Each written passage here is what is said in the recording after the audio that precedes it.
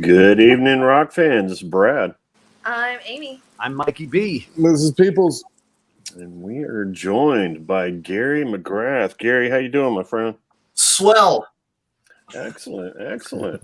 Hope you enjoyed that dramatic countdown there. Brought to you by Mikey B. The stuff not everybody gets to see. So Yeah.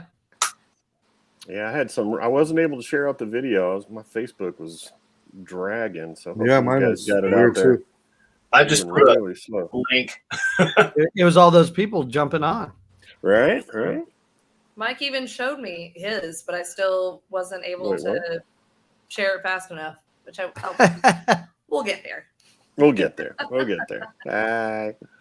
Oh, Gary, good to see you again. It's Good been to be almost 2 years. I was looking at that video earlier. It's almost 2 years ago that you were in studio with us. Well, the world did something odd. Right? Yeah. As you can see, as we're all spread throughout the Metroplex right now. So Yeah, Where it's are not you, not the same as it used to be. no. Where are you calling home, Gary? On Weatherford, Texas. Weatherford. Okay. Oh, I'm in the middle of. It's quiet. I like it. Well, There you go. it's about not to be. You got some storms coming your way. Yeah, but I have drums I can set up and block that out. There you go. I was gonna say it's not as quiet as it used to be. It's grown quite a bit in the past 5 to 10 years. Fort Worth creeping out that way. Mm-hmm. Oh yeah, well everything's touching these days, so it's kind of like when you used to be able to drive from like Denton to Dallas. It was like there were fields. Yep. Not anymore. It's just city. Not at all. So tell us what you've been up to in the last, good Lord, at this point, 2 years. I know you had an album drop. Yeah, we this year. during after we did the Closet Full of Skeletons record, I had all these great touring opportunities, and unfortunately, the band I had all had day jobs, and they couldn't do the tour, so I had to reassemble a band more or less.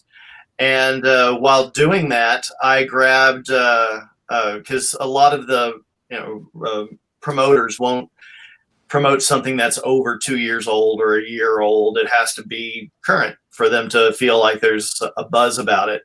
And so we've started making a new record, and then the studio players I were using were all A-list players and were really well noted. But then I started getting a lot of local musicians that really wanted to be in a band. And so I ended up recording 2 albums worth of stuff, one with professional A-listers and another one with an actual band. And so we released the one that was the actual band people, and it's now going out there, and I'm getting ready I leave Monday to go to Europe to do a press tour. Just myself with an acoustic guitar doing television and radio all for 12 days throughout Italy, Spain, France, and Greece. Nice. Very cool. So the album that dropped back on March 26th, Golden Goose. Yes, Was that with the local musicians or was that with the studio? That's with the local guys? the local guys. Okay. And it was a lot of fun to make because as I'm sure all of y'all know from working with different bands and everything else, an average band, even with the buzz's lifespan, is really short. And so whenever you have something like the pandemic come in and there's nothing, it's really odd for everyone to still want to do things because everyone's used to having, okay, I'm in this band and that band, I'm playing every weekend and whatnot. And when everything just stops, everyone's like, well, what do I do now? Yeah. It's like the longest year ever. Hey, there's a pretty redhead watching. Hey, girl. Hey. Hey, girl, hi. She's So when coming did you from guys- inside the house. Right? The call's coming from inside the house. When did you actually record Golden Goose? Did you record that during 2020? Yeah. Okay. We my buddy Eric Delegard, who did all of the early Bowling for Soup records and did Deep Blue Something albums and is known for doing the Brave Combo records and the Punisher soundtrack. He and I have kind of combined equipment at his studio, and so he kept saying, all right, well, come by on Sundays. And we would book about 4 or 5 hours. And so we do like a song a day every other week and just kept going and going and going and going. And by the end of it, we had 26 tunes that were releasable, and we put out 14. So very cool. So I know there's a couple of singles you had sent us. Conscious Release Me, and I was looking at the whole album on iTunes earlier. I may have to just grab the whole thing. But as you can see from the decor here, we're kind of vinyl junkies.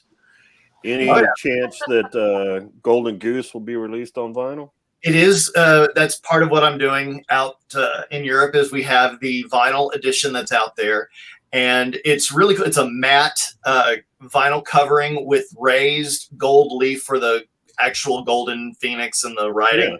And then the vinyl itself is yellow vinyl. Sweet. That's Very cool. nice. Is that a UK release or is that available here? It will be available here, but it's a UK. The boxes got sent to the distribution center in the UK last week. You've got our addresses, right? Yeah. Yeah, you know where we live. You know where we live. Yeah. And so I have like 4 copies somewhere in the house, I think. Oh, Yeah. 1, 2, 3, 4. Hey, One, look two, at three. look at Look that. at that. 1, 2, 3, 4. Well, I I asked know. the guys that made it because when everything started lightening up, everyone had noticed to keep busy. Everyone in the band joined like 4 or 5 other bands per person. And they're all great projects, but when I gave them a tour itinerary, they're like, we can't do this. So I'm like, really? Okay. So Catherine and Bob, the bass player, and myself have gotten a drummer that played with me in Peter Tork's band from the Monkees. And so we're going out. We're playing Saturday at Is that the O'Reilly show? Yeah, at O'Reilly's. And then when I get back from doing this acoustic promotional tour, we're hitting the road and doing like Amarillo, Austin, San Antonio, Oklahoma City and stuff, and continuing to go around. But it's been really, it's like I make a record, I'm proud of it, band goes away. So right now I'm thinking I need to make a record I think sucks so the band will stick around. Stick together. I like Or that. just ask them they're going to be around for the tour afterwards. Right. Yeah. Before you put it on Before you make the music. Yeah, well, I did that this time. It still didn't work, but oh well. Damn it. It's all great. All of their projects are Yeah. really cool. You guys should Yeah. check them out. So the stuff you're going to be doing, the solo tour, are you going to be playing music off these last couple of records, or do you have additional music that you just do with you and the acoustic? Oh no, I'll be doing. There's a song off Golden Goose called "Perfect Day" that I wrote about my son. I'll be doing over there, and then I'll be doing "Release Me" as well. And normally Catherine sings it on the record. We're going to be doing a video for it soon, but she's not able to do the tour, which sucks because her day job, she is the interpreter for the International Bank of Paris. Oh, wow. Is she the one that sings on the Piss Me Big Off Dog. video, or is that somebody else? That's her. And so the fact that I'm going to France, I was like, I really want you to go because I don't speak French.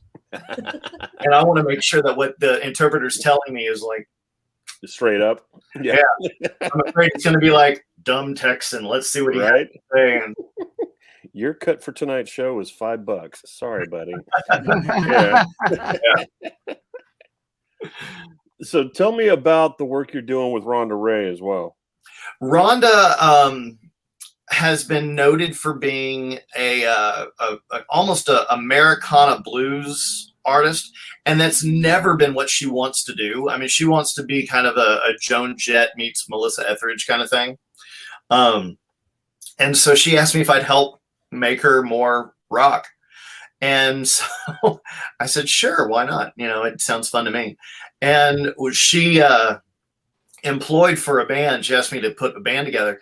And I didn't realize I just grabbed people I really like playing with that are really just fun people and great players. And then we went to do a show, and I realized that everyone on stage was part of the McGrath Project at one point. So it makes me laugh, but we just did a record. We went to Sonic Ranch in El Paso, which is a Billy Gibbons studio, and did that, her new record there, which comes out in January, February. But we're going to be touring that. We've been doing a lot of touring with that, with either just the two of us or with a full band, or even with two guitars and a percussionist, and all over the place. We've mostly been doing the Midwest stuff, going up from here through Alabama and Illinois and Tennessee and North Texas and Oklahoma. So very cool. So that's January, February, that new album will be available. Yeah. We still don't have a name for it, but it got finished being mixed today. I actually heard the last song today, and hopefully it's to me, it's really cool because I got to produce stuff on something and not have to really write anything. So that was fun. Got to keep your producer hat on there. Yeah. Very cool. All right. Well, we'll have to keep an eye out for that as well. I think she had shot me an email a week or two ago, sent me a song that we added to the station. So I don't remember what it is off the top of my head, but hopefully that's going to be on the new album. And then actually on her previous one, it was it? Okay. Yeah. And she did that in Muscle Shoals with all those kind of legendary players there, and they did great, but they it definitely had that country-ish vibe to it. She's like, I'm glad, but she just gets Not really what she was targeting. Yeah, I'm over it. That's the one that we had. Yeah. Good song. Cool. I really like that tune. It's fun to play live. Good stuff. So this just popped up either yesterday or today, but what are the Rampage Music Awards? Oh, yeah. Yeah, that's kind of an out of the blue thing. There were some various radio stations that picked us up from Twitter. They just saw the Twitter feed, and they were big fans of Nazareth. And I play bass for Manny Charlton of Nazareth, and we're going out in the spring. And the first single, Save Me, Manny and I wrote together. And so they started picking that up and started playing it. Then all of a sudden I get an email saying, would you like to be submitted for the Rampage Music Awards? And I just thought it was something like the Fort Worth Weekly or Observer type thing. Yeah. I said, sure, why not? And they said, okay, what categories do you want? And I went, do I want? Me? Give me all of them. Every yes. Yeah, Just say yes. One of each. It's like Right. It's like if you go to the Bunny Ranch. I'm sorry. And so they said, no, you tell us what you would like. And I said, well, in a perfect world, this. And I gave them a list, and they accepted it for everything but one. But okay. Nice. Wow. And so I don't know how they decide them. I don't know if it's like a poll or they have a committee. I have no idea. Where's it out of? I still don't know. What was the one that they didn't accept? Yes. We're gonna definitely send Songwriter some here. emails. Songwriter of the year. Okay. And Gotcha. and she said, the person who did it said that they couldn't do that because both songs, Save Me and Piss Me Off, are co-written by myself, and then Manny Charlton for Save Me, and then Amanda Nauke for Piss Me Off. And so they're like, well, it has to be the same. It has to be with one individual, I guess. So I said, okay, fair. Yeah, That's fair. That's fair. fair reason to not accept it. Otherwise, they would get some angry Deep Dallas Radio fans. Right? How dare you? Yeah, and then I got an email about 5 or 6 minutes ago asking from that the Indie Music Awards wants let me know that Save Me is up for Video of the Year, and then the Josie Music Awards asked me to submit the album, and I don't know about any of these things. I have no idea what they are. I mean, I think it's cool. Any type of recognition is great, but it's kind of like, am I going to like a church in the middle of nowhere and we're going to be like, being Christian would save me, and I'll be like, oh. Is there the one guy in his basement that's made all of them up? Yeah, like that. Or I find out a piece of wood with foil. Puts the lotion on the skin. Right. Here's a soccer trophy that melted in my car. Have fun. Yeah. Whatever. But no, it's the list that you I guess posted, it was earlier today or yesterday. Yeah. These are not what was nominated. These were the actual awards that were won. Is that right? No, those are the nominations. These are nominations. Okay. Yeah, I'll be gone during whenever they do the thing. I'll be in Europe, so I don't know. Hopefully, I'll come back to having something else to put on my mantle that I can throw at my son when he's not listening to me. That's always good to have. What's the one thing you're really looking forward to for going overseas? Barcelona. I'm really looking forward to Barcelona. Where my grandmother was born. The television show that they're doing is about unsigned talent, and they're focused on how mainstream, what we used to know as mainstream record companies, whether it be Sony, Universal, Disney, Secret, Capital, all those, how those really don't exist anymore. I mean, they do, but how they really no longer have the control that they used to have. So they're really looking at trying to funnel down the people all over the world that are serious. And where they shoot is in front of this Gothic cathedral in the middle of this little square outside. So the backdrop itself is just gorgeous. And so I'm looking forward to that. That and the food cart. I'm going to say the food. Oh, man. That's what I'd be all over the food. There were some nostalgia acts I toured for over the last 20 years that would tell their agency, book us here, here, and here because we saw a restaurant on Diners, Drive-Ins, and Dives.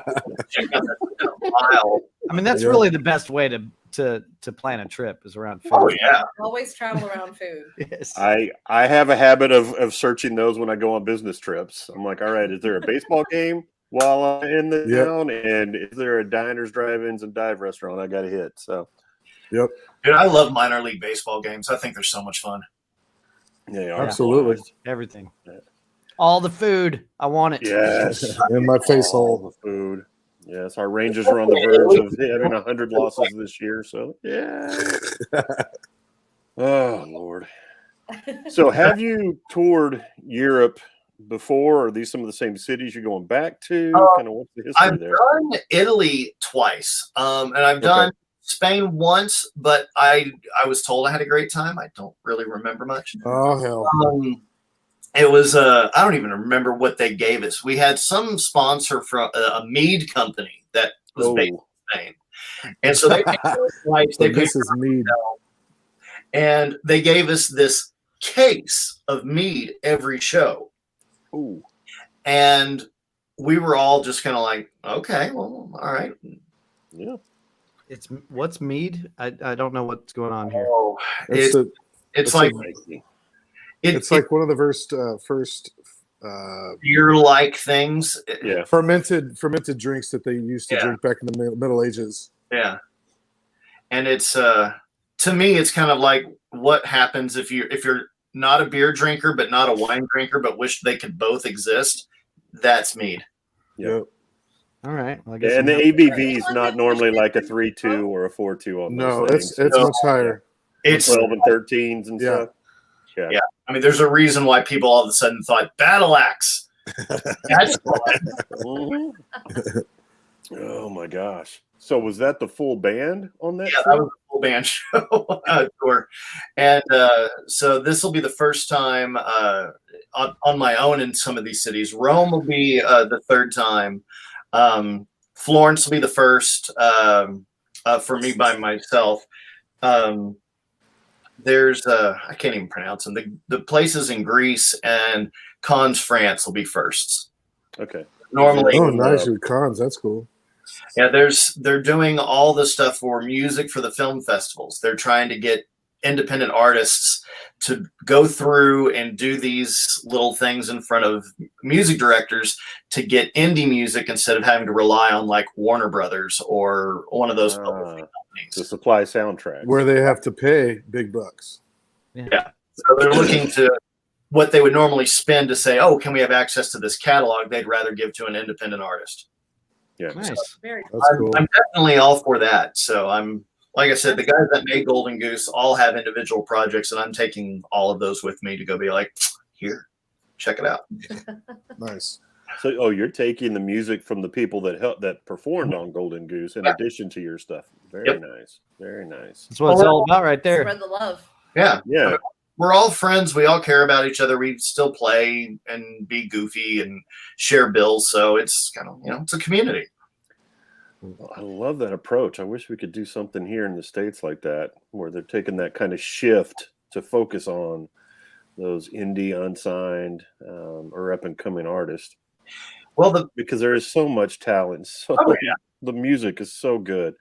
Not to trash modern day radio, but just the stuff that you hear on the radio nowadays doesn't compare to what you can find if you tune into a local artist, go to a local show, or listen to Dallas radio.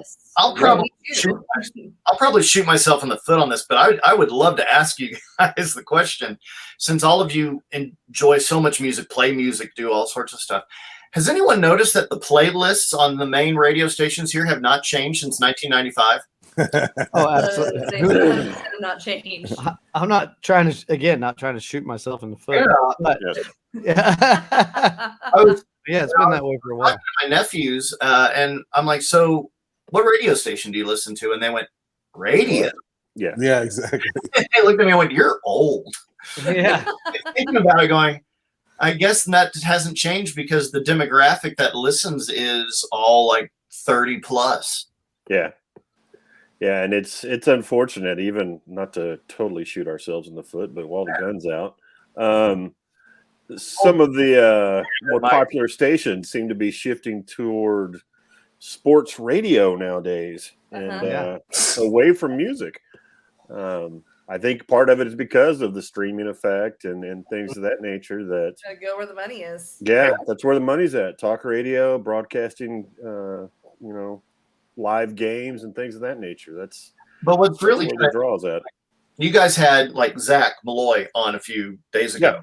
Yeah. We're doing some stuff in February with the Nixons. The McGrath Project is. And nice. I'm psyched. I can't wait for that to be released. We were supposed to do stuff right when COVID started. We were going to do Dallas and Austin and Houston with them. And of course, it all got canceled, all got moved. And their booking agent is the same agent that handles Manny Charlton.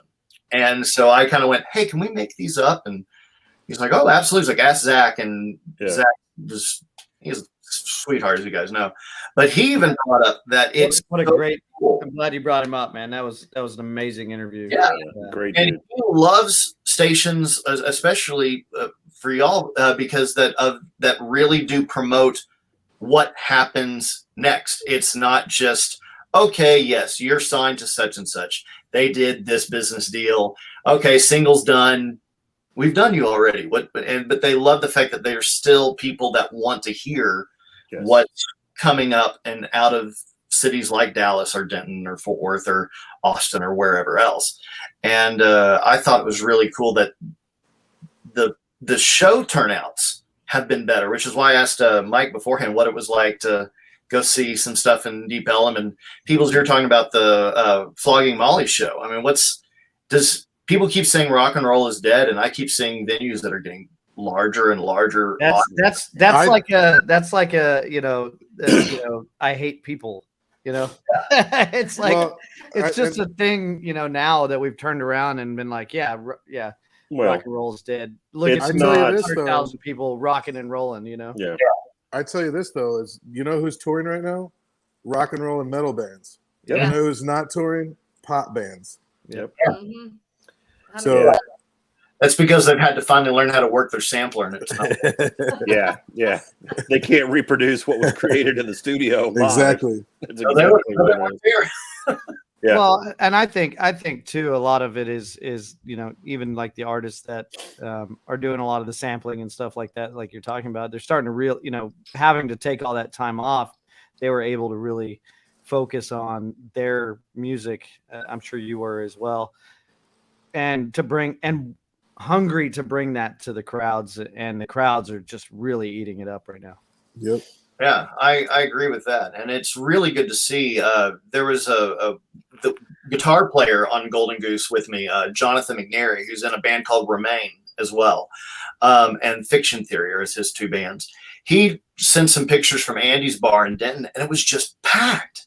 Yeah. Well, who was the headliner? And they went, no one. Everybody was like their first night out. Just everyone was just tired of being stuck in Denton. Yeah. Something to She has do. to go see some music and drink some beers. Yeah. How would you compare your last show before COVID hit to your first show back after venues started reopening? Funny. The last show beforehand, you had people really just taking advantage, or not for advantage, taking for granted being able to just sit and have a beer with their buddy.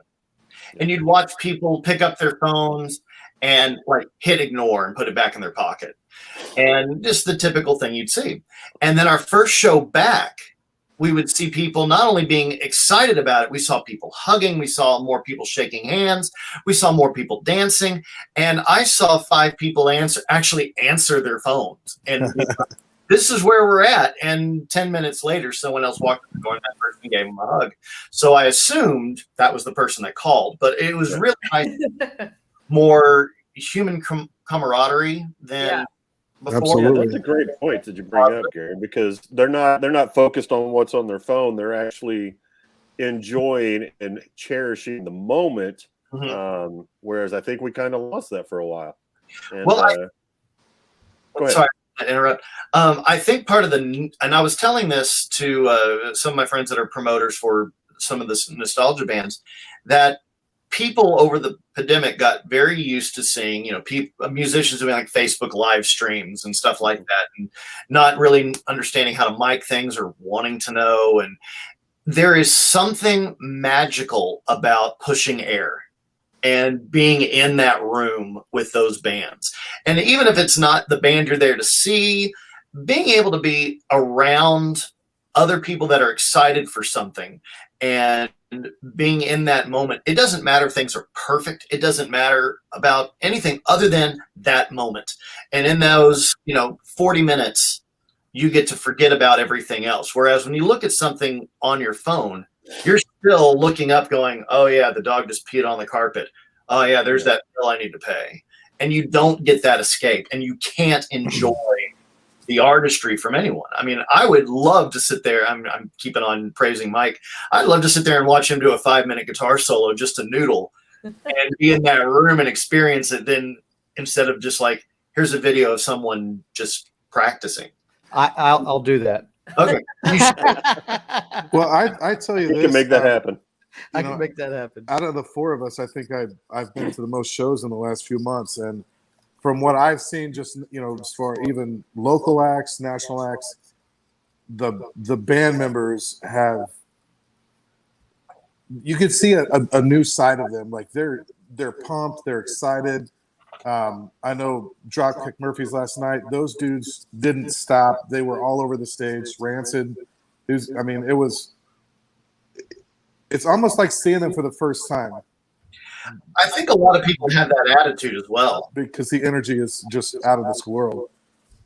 Yeah, and I also think that the fact that everyone's had a chance to rethink if this is really what they want to do, because you got, or at least in my opinion, for whatever the fuck that's worth, is you. Hey, it's your show, bro. It's your show.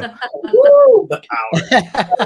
People would say, okay, I'm good at this. This is what I'm good at. I'm going to go do it, and they would get angry at whatever political thing was going on, whether it's the venue really didn't count the door, or they didn't get what they were told they were going to get, or whatever else, all the little things that are unfortunately common. And I think everyone kind of took a step back and decided, is this really what we want to do? And when they did, everyone got excited about it again. The venues that stayed open, they really had to push to stay open. So for them, they want to be there. It's not just, let's phone it in. Let's get this promoter, rent the venue out. Who cares? They know they have to put pride into it again. Yeah. And the same thing with musicians. If they're like, they didn't have to play the same song over and over and over again. And when they got a chance to rest and not be burnt. And so everyone has that rejuvenated excitement, I think. Yeah, and I think some of it too is, there has been a lot of musicians doing podcasts like this and getting on there and really reaching out to their fans and having a platform. Hopefully we're giving that kind of platform for your fans as well to kind of interact and see what you're really like and what those musicians are really like. And then, man, it makes it like exciting to go see that person do what they do. Yeah. Now that they're a human being, and not just a rock star. So I think it's Have cool. you ever gotten in anything the other, whether it's been doing this or performing or whatever else, someone telling you that they, even if they've known you for a long time, to say they feel like they finally met you, seeing you do your thing? Oh, absolutely. We get that all the time. Yeah, I got a few of those over the last few weeks, and I just thought it was interesting. I'm like, you've known me for 20 years. What do you mean? We've been friends for a long time. What do you mean you finally know me? Right?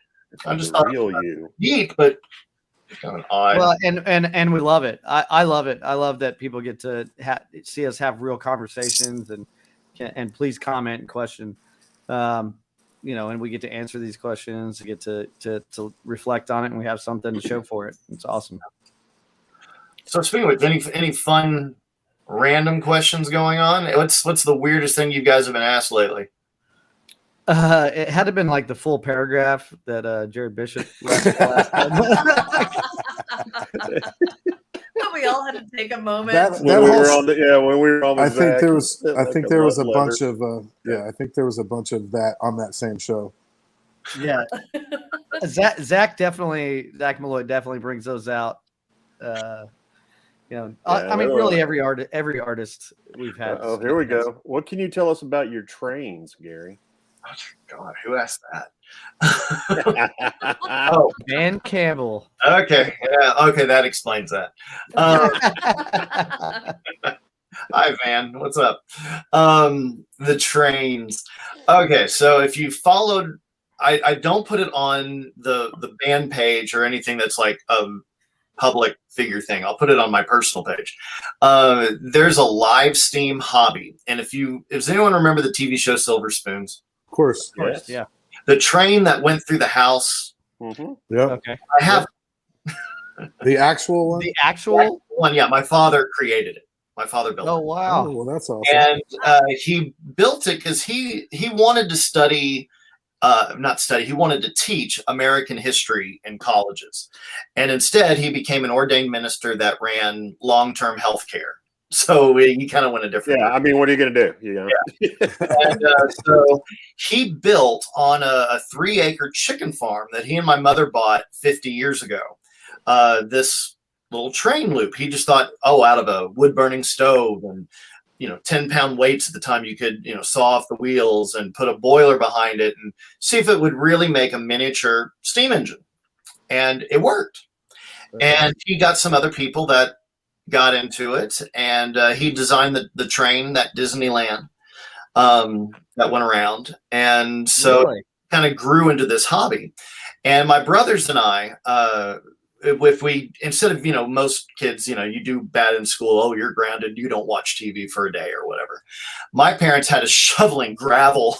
Yeah, I was gonna say, my parents were like, And you don't get to see your friends for 6 years. yeah, and so it's grown from a simple, 800-foot loop to a 2-mile long track over the last 50 years. And I bought it from my mother, and that's where I live now. So it's on a 9-acre plot, and we have 14 engines now total. And there's a whole club of people that help me maintain it and work on it. And there's little tracks like this all over the country now. What size is it? How big is it? It's an 8th Let's see. scale. 8th scale. Wow. Oh, okay. So And- your son can ride in it and look like an engineer. Yeah. And Pretty he much. does. He'll stay on it till he falls asleep. And I would joke with that because he would always run out to him and help me take him out and everything else. Then one day we had what's called a train meet, where people that had these engines and do this hobby meet at individual tracks all over the country. And so we had about 25 or so different people with their engines out. And he went out with a friend of mine, just sitting in the little riding car. And when they came back, he was dead asleep. And so, wow, he did ride this until he fell asleep. Cool. And now he's been getting on my lap and like running the throttles and whatnot. And the other day he got on one and just took off and started it and did everything himself. He's 2.5. And so when I That's awesome. heard the train start, I went, who else? He's behind it, just sitting there waiting. And he's honking the horn at me. And Like, and he started moving it forward. I'm like, okay, all right. you know how this goes, buddy. Right? He's like, I'm out of here. Yeah, it takes about 20 minutes to do the short version. You can switch the tracks around and it'll take 45 at the longest. But That's awesome. it's a neat way to just kind of sit on your ass, have a drink, and shut the world off for half an hour or so. That's awesome. Yeah, I'm looking at some of the pictures on your Facebook page. There looks like there's a picture of him zonked out on. Oh, yeah. Now, Oh, yeah. Now I got. Looks like you got actual seats off of a fishing boat or something. Yeah, that's exactly what they are. Yeah. Is it? Okay. We have some cars that people have made where it's like a bench, just like a 2x4 that's been stretched that you just kind of straddle and you sit. And then there's other people that'll make them with like coal cars that you see still, and they'll just put a plank of wood on and that's your seat. Or, they'll have people that'll go really posh and get those really nice fishing boat recliner massager things. Yeah. Have a battery pack to them, and they'll ride around, and it's people go nuts. Yep, there he is. There's Junior running the train now. Choo choo. That's Yep. awesome. That's awesome. That's cool. Yeah, so that's been kind of the family hobby, and we've done. I'm glad that it's there. It's like when you do music, I kind of associate with like someone that's a chef or a musician or an actor. That's their life. And when someone goes, "Do you have any hobbies?" They're like, "Oh yeah, it's still related to It's related to that. Yeah.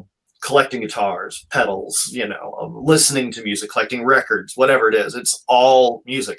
And All so the guitars. I need them all. yes, the most they die wins. And so it's nice to have a hobby that gives me a mental break away from the industry. So Absolutely. that's been kind of fun. So do you do like Christmas events or anything out there? I'll have the local orphanages out here come, and we'll do a Polar Express run. And we have a giant pavilion that's 60 by 40. And we have a big screen TV in there. We'll show the Polar Express and just let the orphans go around, and we'll have different churches come out. They'll do a canned food drive or whatever else. We've had the Boy Scouts of America do stuff. We let people come out here and do, whatever they want to at trains, because it gives us an excuse to put on overalls and pretend that it's 1840 or something. It's great. Oh yeah, that's badass. No reason not to act like a kid. I agree. I mean, and the thing is, they really do run on steam. I mean, you're shoveling coal in some of these things, and I mean, it's interesting. You're 2 inches off the ground, and you have a fire hot enough to push something that can pull 2 tons, and you have fire between your legs. It's a very interesting. When people first look at it, they're like, "Oh, this is so neat," and then they sit there and they're like, "Wait a minute, what happens if this goes off the tracks?" You don't want to know. Like, No. Just, Did you see that other question? I had fire between my legs once, but I got a nice salve for it. You got that you have checked out? powder for that now. Van, hit us up. What's the next question? Yeah, I saw that. Van Camel's going to run you through the ringer here, I think. But that's what he does. But yeah, I mean, we've learned a lot of really interesting things with the artists on here. I think that's probably the coolest thing about doing what we've done is some of the things that we've learned. Like I had no idea that Jarrett Reddick was the voice of Chuck E. Cheese. Chuck E. Cheese, Cheese. yeah. Yeah.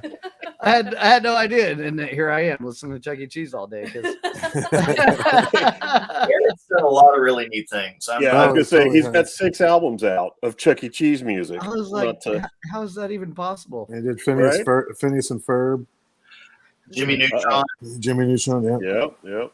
What famous musicians have written? Well, I got to be careful how I phrase this. What famous musicians have ridden your train, Gary? Oh. Well, let's see. What famous musicians have ridden the train? Peter Tork, Mickey Dolenz, Spencer Davis, Richie Sambora, Manny Charlton, C.C. DeVille, some guitar players. All yeah, right. I was going to Guitar say. players represent. Arnoff, David Bryan, Vivian Campbell from Dio and Def Leppard and Last in Line. Tim Bogert of Vanilla Fudge. He loved it. I couldn't get him off of it. He stayed for a week. Dean Dog Night. I would pay money to watch C.C. DeVille ride the train in your backyard. Absolutely. You could sell 100%. tickets for that. I've apologized to him several times because I didn't know he was coming out. A mutual friend of ours brought him, and I thought it was like a look-alike. I didn't think it was really him. And so when he asked if he could run the steam engine. I said no. He said why? And I went because you'll have to check the hairspray at the door. Oh, And, Oh no! oops. Oh well. That's something I would say for sure. And that was the thing when Vivian came out. Def Leppard had a day off when they did the Def Leppard Poison Cheap Trick tour. They had a day off, and Vivian and I have done several projects together. And he brought Phil Collins and Rick Allen out, and Rick was really fascinated, and he just goes, "Is there a handicapped one?" No, you just need one arm. You're good. Yeah. So he was fascinated by it, but he was scared to get on it because I didn't realize this until he said it. He said, if you have a limb removed, your balance and your equilibrium is really always off, which is why if you ever look at his drum pedals, they're really wide so he can actually keep balance while moving. Wow. And I never would have thought of that. Yeah. Yeah, apparently. And he told me to tuck my arm behind my body and try and walk. And I fell pretty quick. So I gotta I have a Rick Allen story, but go ahead. What's the Mikey. guitar? I gotta ask the guitar behind you. This double neck guitar. The double neck. What you got there? When I first started playing with Peter Tork, which was The other side. I'm like, okay. When I first started playing, I also have drums behind me. They're back here. He had maybe out of a 30-song set, maybe 4 or 5 monkey tunes. And so I was endorsed by a small company based out of Fort Worth called Tradition Guitars. And I asked them, would they make me a double neck guitar that had a switch on it? Actually, I'll just grab it. Yeah. Let's see this. Mike's like, please do. Yeah, let's see this piece of wood. Fair enough. And, You don't have to look at us. it's, Gary McGrath written on the thing. It's That's cool. Inlaid in there. Oh yeah. P90 there in the neck. Yeah. in the neck pickup. It's not a P90. It's a simulated acoustic. Oh, okay. So To it's where like a piezo pickup. Yeah, to where if I switch this one, this becomes a simulated acoustic to do 12-string acoustic songs. Wow. And then the bridge pickup will stay being an electric. So I can switch it. And so it was designed to do, buy tradition guitars to be able to do stuff for the Monkees, or Peter Tork, not the Monkees. But I very quickly learned this thing is heavy as all hell. And so I quit touring with it because I didn't even have a case for it, because the body is larger than the Gibson and the Epiphone. So to get a case, I have to custom make one. And the money that it cost to get the case, I could just get a really cool Another guitar. Something else. Another guitar.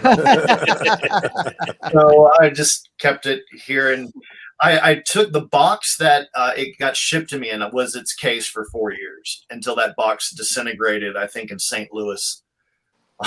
And I just kind of left it at the venue. But yeah, this guitar was made for me in '98. That's super cool. Super. So you could cool. literally play Richie's Wanted Dead or Alive all the way through with just the one. Oh, yeah. guitar. Yeah, and I have. He's for Van. I think that's the question he was really wanting me to answer, was if Richie's come out here, and that's yes. The other question would be, when does Mikey D get to ride it? To ride the train. He's small enough. Hey, hey, that's not fair. Hey, I've carried you on my back how many times? I'm down I here know how cupping small you are. like this. You're holding my beard very nicely. Hey, I have too much power. Now you're below me. See? Exactly. I've had you on my back for years. That's actually pretty true. Yeah, No, I I just want to go see the trains. That would be badass. Yeah, Field that trip. sounds Yeah, really cool. absolutely. You're welcome anytime out here, anytime you want. Steve Dallas Radio Field Thanks. Trip. Hell yeah. Let's do it. Actually, it's saying it live. We'll see what happens. You can. Yes, I can, Sue. Yes, I can. You Right. No, you can't. Wedding gift, Sue. Wedding gift. Dallas Radio showcase and bring a few bands out and use the pavilion and broadcast from out here if you want. There you go. Damn. Lamb to lamb. Yes, Boom. Steve, what you say live has to happen. So Kapow. This is a verbal con. Don't worry yourself, Mikey. Contract. A verbal binding contract. I- Mikey's I'm sorry. I'm got it. still like thinking about new guitars. Don't miss word. Yes. He's already Googling where to get his hands on one of those guitars on the Yeah, other like, side. hey, double neck. Heritage. They said I is that what it couldn't. was? They said I couldn't. Let me show you.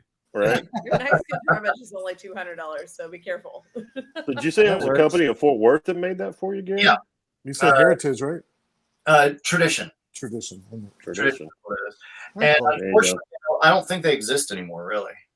So, I mean, that was over 20 years ago. So Hey, we got Van's gonna bring the sound Sound trailer, so trailer. we're set. Panda has a company called Soup Entertainment that does live sound for pretty much anyone that needs it. So if you're a band out there and you're doing, field parties, he's the guy. Badass. Boom. Good to know. field parties. There's still fields around here. this is all coming together, Gary. I just need you to reach out to Vivian and Cece, and we can probably pull this all together. Absolutely. Actually, it easily And can Richie. line. I'll play all the 5-minute solos you can handle. So yeah, I'm actually sure that Vivian will spy in and have a look. He loves trolling me because he makes fun of things like the t-shirts I wear. So Well, if my wife finds out you've worked with the Monkees, then we'll be out there every weekend. So, well, they were just here So- She missed it. Saturday. was it Saturday? Saturday. Oh wow! Oh, Yeah, You're in trouble now. Don't let her watch. Yeah, I was gonna say. Hopefully, she's She's logged already off by watching. now. Actually, I took Van to see the show. That's Oh, going did you? Where did they play? the Verizon. Verizon. And they did enforce they wouldn't let people in if they didn't have the Think card. for the vaccine or really? Both. Wow. That was part of their. Amy and I are both eligible then. We are vaccinated. Yes. It was. Go ahead. I can't give too much of that away because the Michael Nesmith's son and his wife, Michael's son's wife, not Michael's wife, are part of the backing band, and I did some promotional work with them, and so I always have to give them a hard time. Van was with you. Yep. We have confirmation. Yes. My favorite moment of the whole thing was when Van got to see the stage. And it's always fun when you bring someone who knows music, appreciates music, is around music, but when they see a different setup that they're not used to, get excited because they didn't want to do roadies. So they had, I think, 15, 16 guitars on stage at display so they could just, swap them out and do whatever they needed. Yeah. So he was just like, look at all those. Which ones are they? What are they? Can we get close to them? Stuff like that. That's definitely me. People kind of, especially like if I love drum nerds because that's the one thing you can see on the stage before the band comes out.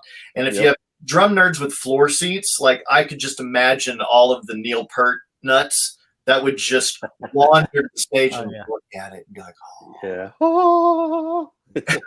Yeah. I was gonna kick out of that.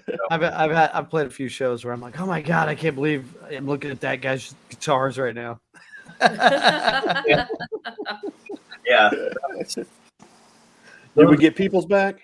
Yeah, he's back. Yeah, but just to Yes, he's my phone just decided to quit. Mm. Yeah. iPhone, huh? There we go. My shots. Have to take my shots. The only Android user. Yeah. He's That's probably the some one causing shit. all the problems, honestly. I was gonna say the same thing. It's probably Brad's fault. My Android is not even on. It's in the room, bro. Never really That's on. because Still your fault. That's yeah, true. it's just That's true. Yep. Oh like no! kryptonite. Oh no! We're gonna have to do a separate show with just Van because now he's throwing out other hidden talents that you might even have. You can play the kazoo. People, I was thinking the same thing. You just said it How before long I could. we've been together that we can get Right? Old drunken nights and me in my 20s were like, I bet I could play kazoo with my nose. Yes. Yes. I think we all have said that once. So, what other talents do you Sure. have, Gary? I have no idea. Oh, geez. You're I'm gonna sure open the Van's door. about to say You're it. gonna open. all right, Van. Oh, wait, here it Hit is. us up, Van. Yeah. Acapella. Oh. Oh, Take it, he's trying to acapella. get you to sing right now, I think is what's Yeah, what's don't you happening. have like a Texas State Boys Choir that you're working with or something along those lines? Actually, yeah, that's the other thing behind me right there. The poster. I have a men and boys choir Yep. because what's more fun than reviving a dead art form? And so Nothing. Carnegie Hall 2 years ago, we got a Brit Award for a record that we did, the music of Jack Noble White, which the Brit Awards are the British version of the Grammys. And I got best engineered choral recording, and which is neat because I was the engineer on it. So I like that little trophy that's somewhere. I don't know where it is. Behind the couch after you threw it at your kid, or No, either my mother has it, or it might be at in a box because we had the recording studio I owned. The building got seized by the IRS, so I had to get out of the building. So, and I had like very little time to do it, so I had to box everything up. Censorship of the Christmas album. Did you what kind of blasphemy did you do on a Christmas album? Christmas. What possibly could have happened? Oh, You're the he's Grinch? on the spot. I have no idea. Yeah, It says censorship of the Christmas album. we dropping F-bombs during a holy night or something, or Yeah. He was the Dan band. You sat too hard on Santa's lap? I don't know. I don't know. I have. He was the Dan band of Christmas carols. there you go. You can do the Tenacious D version of Silent Night. Is there a Christmas album though with the men's boys choir? Mhm. Yeah. There is. Is that what was actually you got the awards for, or is that something No, else? that was for a record called the Voices of Creation, music of Jack Noble White. That came out 2017 or 18, one of the two. And what was that? It was There is a Christmas album out there, and I'm going to ask. Is it on vinyl? Now I gotta know. Maybe that's just his way of getting us to buy the Not on vinyl. Okay. none of the choir stuff's on It vinyl. all comes back. The new one, I'm making one currently, actually. Oh, And we're making Van's tapping out. kick your bum. we still have 5 minutes left, man. Don't tap out now, Van. Come Yeah. on. yeah, stick with us. But I will- Bring it. You can do it. Probably like send me a text later. I'll be like, "What's censorship on the Christmas record?" I don't know. What were you talking about there? We did a video. The men's choir did for Carol of the Bells, and Van's in it, which because he was part of the men's choir for a while, I told the director, I said, well, I treated everything with the choir like a rock band. We, instead of just waiting for people to go to it, like other organizations that I will keep nameless, that just say, okay, here's our season, come see it. I actually promoted it, and we got press and got stuff out there, and we were, and so it was really interesting to kind of see, those type of things go on. And we did a music video for Carol of the Bells. And I told the director, so well, I'm doing it like a rock band. So do a video like a rock band. And so he had us do a video of Carol of the Bells that looked like Bohemian Rhapsody. Nice. It took us like 2 to 4 at a time, had us lit underneath. We're wearing black robes with like red sashes. I mean, we could have been a rock band and called ourselves the Bleeding Deacons. It would have been great. Well, you said you were going to treat it like a rock star or a rock band. I instantly went, sex, drug, and rock and roll, with the boys. Is it men's choir or boys choir? Both. It really had a lot to do with having an opportunity for fathers and sons to have some bonding in the arts. That was the basis of it. And so, and a way for like grandfathers and grandsons or stepfathers and stepsons to have something generational. Yeah. Yeah. To have something that they could do together. And we had at one point, I think 6 father-son pairings in the choir. So more than half was. That's awesome. And it was really fun. They got to go to, Van can tell you, he and his son got to go sing at Carnegie Hall together, and they got to make records together. We got to perform on television a few times together. And so it was something really, it still is something really unique. I finally am bringing it back this Christmas season. We're going to do something. So I love Christmas. Keep me posted. Me too. I'd love to go see I that. love Christmas, so I want to check it We out. could do a Deep Dallas Radio Christmas in We Weatherford. absolutely should. In Weatherford, there you go. yeah, I've been there before. yeah. I've been to So Weatherford. Gary, where can people go to find information on you, on the McGrath Project, details about upcoming shows? things of that Google. nature? Google. Google Gary McGrath, and you'll have all sorts of stuff pop up. You can Some find it real, all, huh? Not so real, some weird things. Don't Just believe don't everything hit you read on image. the internet, right? Don't hit images. Where the hell's that? We were asking him that earlier. We were like, we can't get into the link. Mikey's over I'm here kind of a wizard. backdooring things. Yeah. I'm kind of a wizard. Hey, Hey, look, there's that guitar. The guitar. Send Gary that link, Mike. Yeah. I will. Hey, I made a website for you. Right. Yeah. That's awesome. Cool. Yeah, it's on Wix, isn't it? Yeah. Yeah, I mean, there's all kinds of stuff on this website. You can Oh, go oh, that's right. Yeah. and Yeah, there's the album. A merch page. got your emails. My email. Oh, okay, cool. That's who did it. Nifty. Starla. Nice. Yeah, so go ahead and buy some stuff. Check him I out. was gonna say you don't see Golden Goose LP on there, do you? No, I don't that's think I saw done that. after. Yeah. 50. Yeah, it's got everything but Pretty cool. You could even go to Facebook or SoundCloud or Twitter or Reverb Nation from here. cool. I didn't know how to SoundCloud. Yeah. Is there anything else we can tell you about you, Pretty Gary? I don't know. I heard it was funny. And when you guys had Jarrett, I was really kind of nervous because there's like rumors going around like Jarrett and I were like a couple for a while. Oh, Damn, I feel cheated on. Well, right. the funny part was someone asked him about it, and that's how I heard about it because I got this days of MySpace just to kind of date this. Ooh. I get a MySpace message going, why does so and so think with one that there's something going on and what the hell? And I was kind of like, huh? What the hell is this? But yeah, I was kind of like, I wonder if that 20-year rumor is still around. Well, now it is. Yeah. I think you just rekindled it.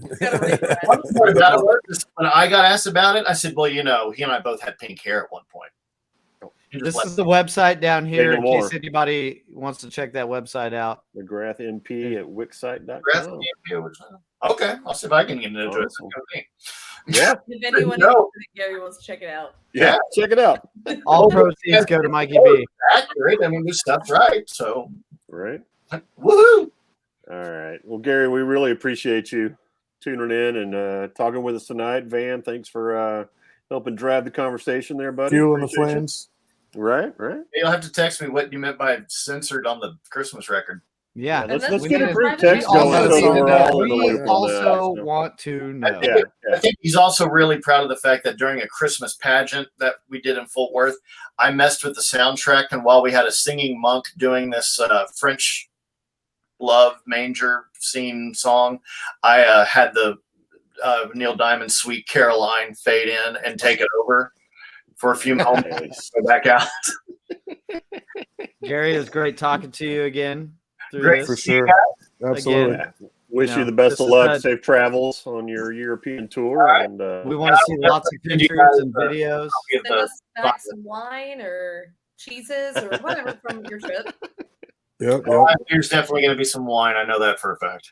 well, So- I think I have to be the one to say some mead, maybe. I don't know. Some mead. Yeah. Hey, I've never had mead. We should share some mead. If I'll that's bring you a They vinyl, have the uh, wine. There you go. we need to That'll be at drink the some Deep mead. Dallas Christmas party out at the train tracks. You got it. Yep. Yep. Let's All do right, it. Gary. Appreciate you so much. Thanks for everybody that tuned in tonight. Everybody have a great Absolutely. evening. Have a great week. Yep. This is Brad. I'm Amy. This is Mikey B. Peoples I'm Gary. That's Gary. And Van has me. and Van. Good night, And everyone. has all the mead. Good night. Good night. Good night.